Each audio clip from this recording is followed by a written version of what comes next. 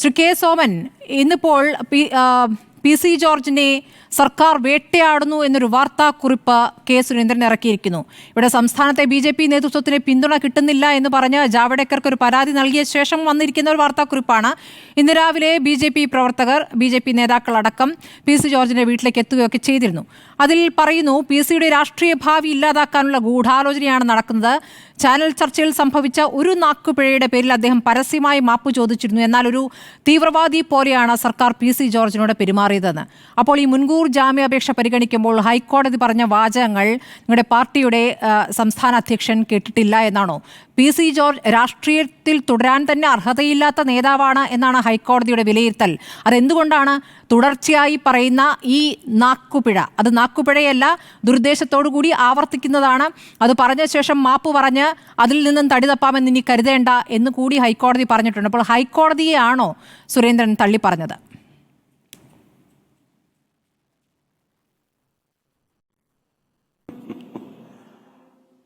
ബഹുമാനപ്പെട്ട സ്മൃതി, ഇതില് BJPയുടെ നിലപാട് BJPയുടെ സംസ്ഥാന അധ്യക്ഷൻ അർദ്ധശങ്കയ്ക്കിടയില്ലാത്ത വിധം പറഞ്ഞു കഴിഞ്ഞു.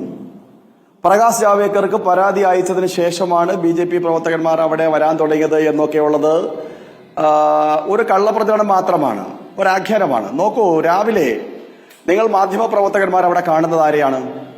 ഞങ്ങളുടെ 2 ജില്ലാ പ്രസിഡന്റുമാർ. കോട്ടയം ജില്ല ഇപ്പോൾ 2 ജില്ലയാണ്.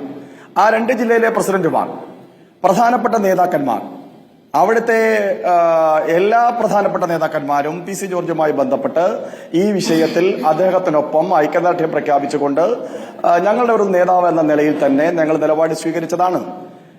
ബഹുമാനപ്പെട്ട കോടതിയുടെ പരാമർശത്തെ അല്ല സംസ്ഥാന അധ്യക്ഷൻ തള്ളിക്കളയുന്നത്. 3 പതിറ്റാണ്ട് കാലമായി അദ്ദേഹം രാഷ്ട്രീയക്കാരനായി ഇരിക്കാൻ യോഗ്യനാണ് എന്ന് ജനകീയ കോടതിയിൽ തെളിയിക്കപ്പെട്ടത് നമുക്ക് കാണാതിരിക്കാൻ പറ്റില്ലല്ലോ. ഇവിടെ തെരഞ്ഞുപിടിച്ച് ഈ സന്ദർഭത്തിൽ PC ജോർജിനെ വേട്ടയാടുന്നു എന്നുള്ളത് BJPയുടെ രാഷ്ട്രീയ ആരോപണം തന്നെയാണ്. നോക്കൂ, ഇവിടെ സമാനമായ എത്രയോ പ്രസംഗങ്ങൾ ഉണ്ടായിട്ടുണ്ട്.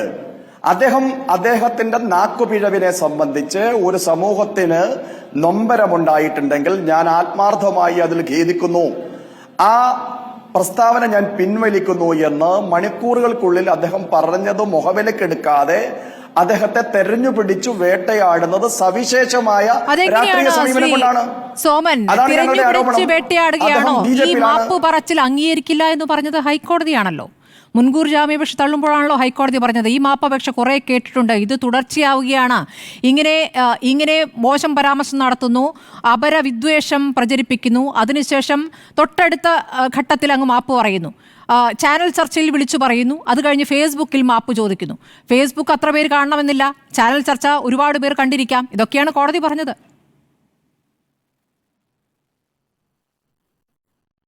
ബഹുമാനപ്പെട്ട സ്മൃതി, ഞാൻ ബഹുമാനപ്പെട്ട ഹൈക്കോടതിയുടെ പരാമർശങ്ങളെ മുഖവിലക്കെടുക്കുന്നു. PC ജോർജ് നിരവധി സന്ദർഭങ്ങളിൽ ഇത്തരത്തിലുള്ള പ്രകോപനപരമായിട്ടുള്ള പ്രസംഗങ്ങളും പ്രസ്താവനകളും നടത്തിയിട്ടുണ്ട്. സ്വാഭാവികമായിട്ടും അദ്ദേഹത്തിന് കോടതികളിൽ നിന്ന് ജാമ്യം ലഭിക്കുന്ന സാഹചര്യം ഉണ്ടായിട്ടുണ്ട്. വീണ്ടും അത് ആവർത്തിക്കുന്നതിനെ സംബന്ധിച്ചിട്ടാണ് കോടതി പറഞ്ഞത്. എന്റെ വാദം PC ജോർജ് ഒരു ചർച്ചയ്ക്കിടയിലാണെന്നേ, ഒരു പ്രസംഗത്തിന്റെ ഇടയിൽ പോലുമല്ല. ഒരു ചർച്ചയ്ക്കിടയിൽ സഹപാനലിസ്റ്റിന്റെ പ്രകോപനത്തിന് വഴിപ്പെട്ടുകൊണ്ട് അദ്ദേഹം നടത്തിയ പരാമർശം നിർവ്യാജം, നിരുപാധികമായി പിൻവലിക്കുന്നു എന്ന സമീപനം സ്വീകരിച്ചതിന് ശേഷം അദ്ദേഹത്തെ രാഷ്ട്രീയമായി തെരഞ്ഞുപിടിച്ചു വേട്ടയാടുന്നതിന്റെ പിന്നിൽ ഇപ്പോൾ അദ്ദേഹം അവിടെയാണ് കോടതി പറഞ്ഞത്. കോടതി പറഞ്ഞതിലേക്ക് മാത്രം ഞാൻ എത്തുകയാണ് ശ്രീ സോമൻ. പ്രകോപനം, അങ്ങനെ പെട്ടെന്ന് പ്രകോപിതനാകുന്ന ആൾ എങ്ങനെ 30 വർഷമായി ഈ രാഷ്ട്രീയ പാരമ്പര്യം പറയുമ്പോൾ ജനപ്രതിനിധിയായി 30 വർഷം നിന്നു എന്ന് പറയുന്ന ആൾ ഇങ്ങനെ പ്രകോപിതനാവുന്നെങ്കിൽ അങ്ങനെ ഒരാൾ രാഷ്ട്രീയത്തിൽ വേണ്ട എന്നാണ് കോടതി പറയുന്നത്. ഈ ചാനൽ ചർച്ച എന്ന് പറയുന്നത് രഹസ്യ ചർച്ചയല്ലല്ലോ, നാട്ടുകാർ കാണുന്നതല്ലേ, അതിനാൽ സ്വാധീനിക്കപ്പെടുന്നവരുണ്ടാകില്ലേ, അത് ഏറ്റുപിടിച്ച് അത് ഘോരഘോരം വിളമ്പി അത് ഷെയർ ചെയ്യുന്നവരുണ്ടാകില്ലേ? രാഷ്ട്രീയത്തിൽ ബഹുമാനപ്പെട്ട PC ജോർജ് വേണ്ട എന്ന് ബഹുമാനപ്പെട്ട ഹൈക്കോടതി പറഞ്ഞു എന്ന് ഞാൻ ആ വിധി പ്രസ്താവനയ്ക്കകത്തിൽ കാണുന്നില്ല. അദ്ദേഹം ഇങ്ങനെ തുടർച്ചയായി പ്രകോപനത്തിന് വശമുതനാകുന്നു, രാഷ്ട്രീയത്തിൽ നിൽക്കുന്നതിന് വേണ്ടിയിട്ടുള്ള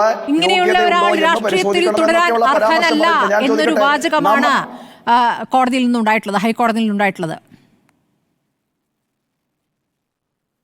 ഞാൻ അത് തന്നെയാണ് പറഞ്ഞത്. ബഹുമാനപ്പെട്ട PC ജോർജ് അത് ജനങ്ങളുടെ കോടതിയിൽ 3 പതിറ്റാണ്ട് കാലം തെളിയിക്കപ്പെട്ടിട്ടുള്ള ഒരു പൊതുപ്രവർത്തകനാണ്.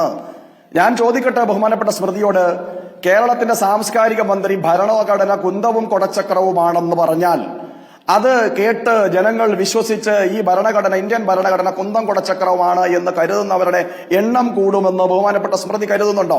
ഞാൻ നമ്മൾ ചർച്ച ചെയ്തു. കുന്തവും കൊടച്ചക്രത്തിന്റെയും പേരിൽ മാറി നിൽക്കേണ്ടി വന്നു. ഇതൊക്കെ ഉണ്ടായിട്ടുള്ളതാണ്. അതിലും ഗുരുതരമാണ് ശ്രീ സോമൻ. ഒരു മതവിഭാഗം, ആ മതവിഭാഗം ഇന്ന ഗ്രൂപ്പ്, ആ മതവിഭാഗത്തിൽ ഇന്ന ഗ്രൂപ്പ് എന്നില്ല, ആ മതവിഭാഗം ഒന്നാകെ തന്നെ ഇവിടെ നിന്നും പോകേണ്ടവരാണ്. എവിടേക്ക് പോകണം എന്നുള്ളത് സ്ഥിരമായിട്ട് പറയാറുള്ളതാണല്ലോ, പാകിസ്ഥാനിലേക്ക്. അങ്ങനെ പോകേണ്ടവരാണ് എന്ന് പറയുന്നത് ഒരു രാഷ്ട്രീയ നേതാവ് കേരള രാഷ്ട്രീയത്തിൽ തുടരണം എന്നൊരു അഭിപ്രായം BJPക്കുണ്ടോ? അത്ര തീവ്രമായിട്ട് നിങ്ങൾ പറയാറില്ലല്ലോ.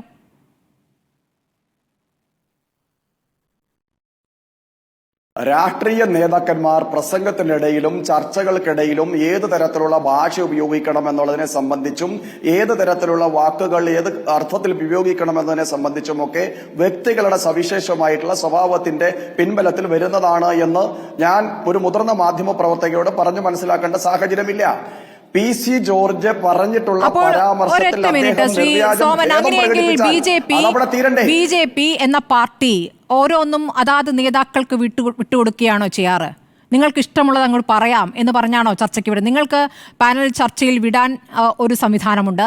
അതുവഴി ഓരോ ചർച്ചകളിലേക്കും ആളുകളെ തരികയാണ്. താങ്കളെ ഇപ്പോൾ ഞങ്ങൾക്ക് കിട്ടിയതും അങ്ങനെയാണല്ലോ. അതേപോലെ ആയിരിക്കുമല്ലോ PC ജോർജിനെ ആ ചാനലിലേക്ക് വിട്ടതും. അപ്പോൾ നിങ്ങൾ അങ്ങ് എന്തും പറഞ്ഞോളൂ, അവിടെ നിങ്ങൾക്ക് സർവതന്ത്ര സ്വതന്ത്രമായി പ്രതികരിക്കാം എന്നൊരു നിർദ്ദേശം നൽകിയിട്ടാണോ? ശ്രീമതി സ്മൃതി, ദീർഘകാലമായി പൊതുരംഗത്ത് നിൽക്കുന്ന MLA ആയിരുന്ന, ഉന്നതമായ രാഷ്ട്രീയ മൂല്യങ്ങൾ പുലർത്തുന്ന PC ജോർജിന് അങ്ങനെ ഒരു പഠനത്തിന്റെ പിൻബലത്തിൽ ചർച്ചയിലേക്ക് പോകേണ്ടതല്ല.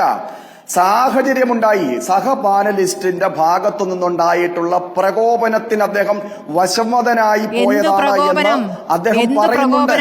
അങ്ങനെ സംഭവിക്കാൻ പാടില്ലാതിരുന്നു.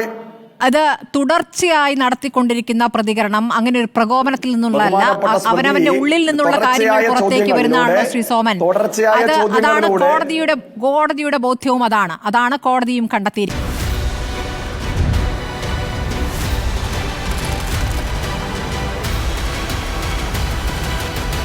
ഡിബേറ്റ് വിത്ത് സ്മൃതി പരുത്തിക്കാട്.